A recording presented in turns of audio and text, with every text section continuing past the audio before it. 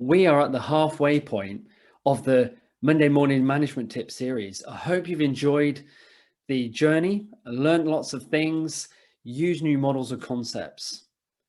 Today, I want to introduce you to a concept of leadership as a practice. We are bombarded with so much information when it comes to leadership and management.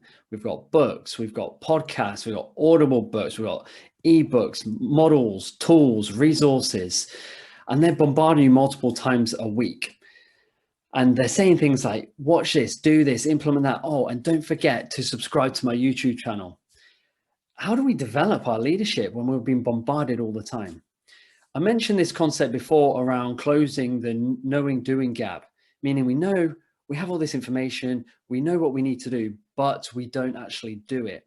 So to close that, we need to look at the implementation part of our leadership. Now, that can be a massive, big, overwhelming topic for people. So by viewing it as a practice, and it's a practice on each and every day. So it's around picking a new habit, a new skill, a new behavior, and practicing it each day for you to become good at doing that skill or that behavior. And then over time, that will become embedded. I want you to start thinking over your leadership development as a journey. It's a process and it has a start and a finish. Don't focus too much on the destination, focus on the process. And it comes down to leadership as a practice of these 4 principles. Number 1 is pick a model, a skill, a new behavior that you want to demonstrate. Number 2 is write down how you are going to demonstrate that behavior, that skill, that model. Number 3 is do it. Number 4, it is seek feedback. So whether that's from your direct reports, whether that is from yourself with your critical analysis, then you can refine. And then the next day you do that, and the next day after that, and the next day after that, so it becomes embedded.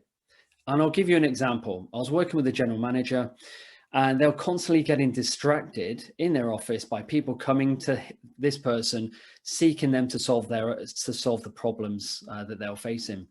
This ended up distracting the general manager from doing the tactical and strategic work in the organization, which was a massive problem. And there was that dependency on the general managers to solve everything. So we took this approach. The first step is identify what skill and behavior. So the first one was we need to ask questions. We need to ask better questions. The second step was how are we going to do this? Every time somebody comes to my office and asks me to solve a problem, I'm going to ask a question. And the question is, how are you going to solve this problem?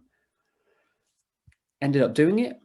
And then we ended up seeking feedback over time. Now, what were the benefits and the results from this? Look, it took time.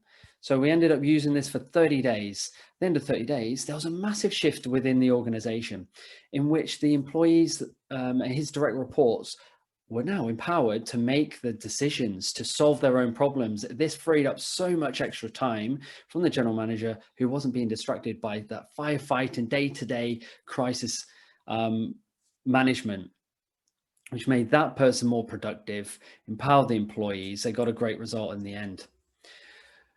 Charles Duhigg mentioned this in his book around the power of habit. It takes 66 days to fully embed a new habit. He identified the habit loop, which is 3 steps, right? So the first one is the cue. So what is the cue for the new behavior? The routine. What is the new behavior? How do we demonstrate that? And number 3 is the reward. So in this case, the cue was a direct report come into the general manager's office, knock on the door saying, hey, I've got a problem here. Can you help me solve this issue? The new routine was, I'm going to ask a question. How can you solve that problem? What do you think about this one? Asking a couple of different questions. And the reward, this was the funny one. This person wanted a new Shimano fishing reel. So I had this individual take a picture of what he wanted. We cut it up into 30 little pieces. And every day, the general manager demonstrated this new behavior and skill. We put 1 square on the big square. And after 30 days, guess what? Got himself to, got the reward of buying himself that new Shimano fishing reel. Look, what's the takeaway from all of this? Leadership is a journey, it's a process. It's around taking small steps each and every day to get you closer towards your goal. It's the same thing with compound investing, right? Over time, it's going to compound, and before you know it, you're going to be a senior manager, an executive, or a CEO. It's the act of doing these small things each and every day to groove that habit and skill that's going to make you a more effective, more competent, more confident leader and manager. So the challenge for you I've got this week is, what one new skill, behavior, or model are you going to implement this week? Let me know how you get on, and I'll see you in the next video.